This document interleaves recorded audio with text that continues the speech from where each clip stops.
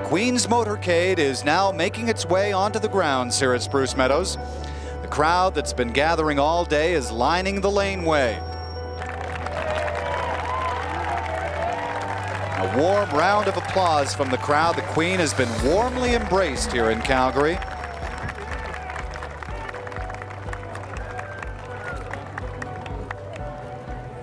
She is accompanied by Mr. Ron Southern, the co-chairman of Spruce Meadows. Her Majesty is also being welcomed by Nancy Southern, my CTV colleague, who will be part of a presentation in a couple of moments and will act as a tour guide when the Queen is taken through the riding hall and has a first-hand look at the breeding program here at Spruce Meadows. It's one of the very best in the world. There you see the riding hall. Her Majesty is now taking part in the unveiling of the family of the horse. Beautiful statues that will become a permanent part of Spruce Meadows.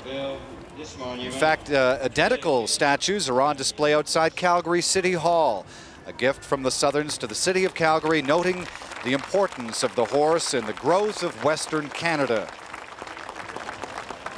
There you see Her Majesty unveiling the family of the horse. 3 magnificent bronzes permanently situated in front of the Spruce Meadows Riding Hall and dedicated by Queen Elizabeth II in today's public ceremony. A phone call from the provincial government to Marg indicating that the royal visit was going to be on. This was, I believe, in February. And they said that they felt they would like to have a public day in southern Alberta, open to everyone, and they couldn't think of a better subject to have that day around than the Queen's interest in the horse. So Marg agreed, and that's how it started. But between February and today, there's been the most extraordinary effort here. Spruce Meadows goes on each year with 3 major tournaments, but this is something absolutely unique for us. It's required not just, I mean, the competition part of it hasn't been that difficult, but there has been all of the protocol, all of the security, all of the media, and the desire to have this as a watershed event that will bring international recognition to Spruce Meadows, to Calgary, and maybe to Canada. Her Majesty is now inside the Spruce Meadows Riding Hall, viewing what they call free jumping. The horses are turned loose without saddle or rider and jump fences on their own. It's really something to watch. Nancy and her sister Linda are providing the Queen with a commentary of what's going on, and I'm sure Her Majesty will really enjoy this portion of the afternoon. Free jumping shows the horse's natural ability to jump and without prompting. The horses, I think, really enjoy this as well. It demonstrates jumping comes very naturally to them. The Queen will be heading next to a meeting with the Treaty No. 7 nations. That's where we will join the royal entourage when they arrive at that area of the grounds.